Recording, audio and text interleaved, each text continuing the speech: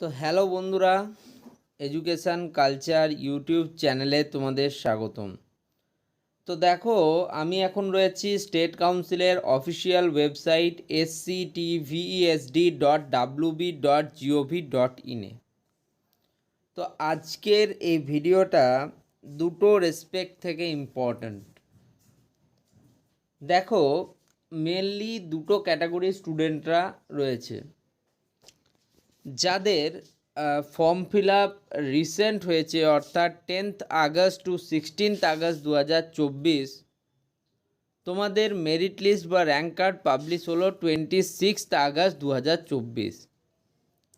এবার তোমাদের যে 26th আগস্ট 2024-এ তোমাদের মেরিট লিস্ট বা র্যাঙ্ক কার্ড পাবলিশ হলো, এরপর তোমাদের যেটা করতে হবে সেটা হচ্ছে তোমাদের কাউন্সিলিং বা চয়েস ফিলিং প্রসেসে অংশগ্রহণ করতে হবে, যেটা আমি অলরেডি আগেই তোমাদের জানিয়েছিলাম যখন কিন্তু তোমাদের নোটিশও বেরোয়নি। আমি জানতাম যেহেতু তোমাদের ফর্ম ফিল আপ হয়েছে, সেক্ষেত্রে একটা না একটা ফেজ কাউন্সিলিং তোমাদের কিন্তু অবশ্যই হবে। স্পট কাউন্সিলিং হবেই, এটা কনফার্ম না থাকা সত্ত্বেও তোমাদের ফেজ কাউন্সিলিং যে একটা হবে সে বিষয়ে আমি অনেকটা কনফার্ম ছিলাম।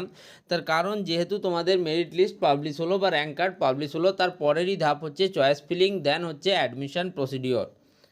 তো সেক্ষেত্রে তোমাদের কিন্তু যে প্রসেস, সেই প্রসেসেই কিন্তু কাজ চলছে। ফলে তোমরা যারা 10 তারিখ থেকে 16ই আগস্ট 2024-এর মধ্যে ফর্ম ফিল আপ করেছো, তারা অবশ্যই কিন্তু এবার এক কাজ করো, সেটা হচ্ছে কাউন্সিলিং বা চয়েস ফিলিং প্রসেসে অংশগ্রহণ করো, যেটা অলরেডি তোমাদের চালু হয়ে গেছে, যেটার নাম দেওয়া হয়েছে 6th ফেজ কাউন্সিলিং, এবং 4th টাইম কিন্তু এটা চয়েস ফিলিং প্রোগ্রাম হচ্ছে। এর আগে অলরেডি কিন্তু 3বার চয়েস ফিলিং হয়ে গিয়েছে, এটা 4র্থবার চলছে যখন তোমরা চয়েস ফিলিং প্রসেসে অংশগ্রহণ করতে পারবে। ফলে যারা 10 তারিখ থেকে 16 তারিখ পর্যন্ত ফর্ম ফিল আপ করেছিলে, তাদের জন্য একটা উত্তম সময় হচ্ছে 28 আগস্ট 2024 থেকে 30 আগস্ট 2024, এই সময়ের মধ্যে তোমরা চয়েস ফিলিং প্রসেসে অংশগ্রহণ করো। এবার অনেকেই আমাকে জিজ্ঞেস করছিলে যে দাদা, চয়েস ফিলিংয়ের জন্য কি কিছু টাকা দিতে হয়? দেখো, তোমাদের ফার্স্ট টাইম তোমরা যারা ফর্ম ফিল আপ করলে 10 তারিখ থেকে 16 তারিখ, তোমাদের মেরিট লিস্টে নাম আসার পর তোমাদের কিন্তু এই যে কাউন্সিলিং প্রসেস, তার জন্য অবশ্যই তোমাদেরকে 500 রুপিস বা 500 টাকা কাউন্সিলকে পে করতে হবে।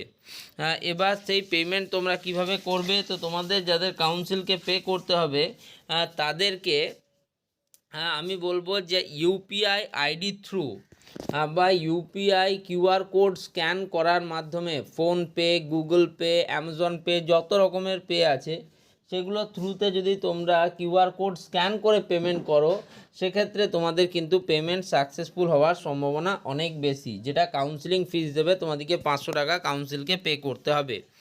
এবার আসি দ্বিতীয় ক্যাটাগরির যারা স্টুডেন্ট রয়েছো, অর্থাৎ যারা অলরেডি একদম ফার্স্ট মেরিট লিস্টে স্থান পেয়েছিলে বাট এখনও কোনো কলেজ পাওনি, তারাও কিন্তু এই প্রসেসে খুব সহজেই অংশগ্রহণ করতে পারবে। তোমরা 6th ফেজ কাউন্সিলিংয়ে অংশগ্রহণ করো, এবং তোমরা অবশ্যই এই যে কাউন্সিলিং প্রসেস রয়েছে সেটাতে অংশগ্রহণ করে নিজেদের চয়েস ফিলিংটা খুব ভালোভাবে করো। যদি ভালো হয়, তোমাদের কিন্তু কলেজ পাওয়ার একটা চান্স থাকছে এই 6th ফেজ কাউন্সিলিংয়ে। আরও একটা ক্যাটাগরি স্টুডেন্ট আছে যারা অলরেডি বিভিন্ন কলেজ পেয়ে গিয়েছে। তো তাদেরকে বলবো, দেখো, তোমরা যারা অলরেডি বিভিন্ন কলেজ পেয়ে গিয়েছো, তোমাদের জন্য আর কাউন্সিলিং প্রসেস নয়, স্পট কাউন্সিলিং প্রোগ্রামে কি হবে, অর্থাৎ তোমরা অ্যাপ্লিকেবল হবে কি না সেটা স্টেট কাউন্সিল হয়তো জানিয়ে দেবে। বাট এখন যতদূর জানা যাচ্ছে, এই যে 6th ফেজ যে কাউন্সিলিং, সেই কাউন্সিলিংয়ে তোমরা যারা অলরেডি বিভিন্ন কলেজ পেয়ে গিয়েছো তারা কিন্তু এলিজিবল নয়। ওকে, তোমরা যখনই তোমাদের আইডি লগ ইন করতে যাচ্ছ বা যা কিছু করতে যাচ্ছ, তোমাদের কিন্তু প্রবলেম ফেস করতে হচ্ছে, কারণ তোমরা অলরেডি কলেজ পেয়ে গিয়েছো। তাহলে তোমাকে কিভাবে দেখাবে যে তুমি আবার মানে তোমাদের একটা জিনিস ভাবারও ভুল। দেখো, তোমরা যারা অলরেডি কলেজ পেয়েছো, অনেকে তো খুব ভালো ভালো কলেজ পেয়েও বলছে যে আমরা স্পট কাউন্সিলিং করব বা 6 ফেজ কাউন্সিলিং করব। এটা দেখো ভাই, অন্যান্য স্টুডেন্টদিকেও কিছুটা কলেজ পেতে দাও। ওকে, তোমরা ভালো মানে কি বলবো, তোমরা কিন্তু সমাজের, বৃহত্তর সমাজের কথা ভাবছো না, তোমরা খালি নিজেদের কথা ভাবছো। আরে ভাই, একটা কলেজ, ভালো কলেজ যখন তোমরা পেয়েছো তোমরা সেই কলেজে স্ট্রিক্ট থাকো না, এখন থেকেই তোমাদের কিন্তু কলেজ চেঞ্জ করা। তোমরা জানো যে তোমরা যদি ঠিকভাবে 1 বছর তোমাদের প্রত্যেকটা ট্রেডের ক্ষেত্রে একই সাবজেক্ট একই সিলেবাসে পরীক্ষা দিতে হয়, তাহলে সেক্ষেত্রে তোমাদের কিন্তু তারপরে তোমরা যদি দুটোতে কোনো ব্যাক না পাও সেমিস্টারে, দেন কিন্তু থার্ড সেমিস্টারে তোমরা কিন্তু নিজেদের কলেজ চেঞ্জ করতেই পারো। তো এই প্রবলেমগুলো নিজেদের মধ্যে অ্যারাইজ করো না, তোমাদের কাছে চান্স থাকবে পরেও চেঞ্জ করার কলেজ, ওকে। তো সেক্ষেত্রে যারা এখনও অবধি কলেজ পায়নি তাদের সুযোগ যাতে বেশি হয় এটাই চাইবো, ওকে। তোমরা বারবার সময় নষ্ট করো না নিজেদের, ওকে। এই ভিডিওটা এখানেই শেষ করছি, ধন্যবাদ।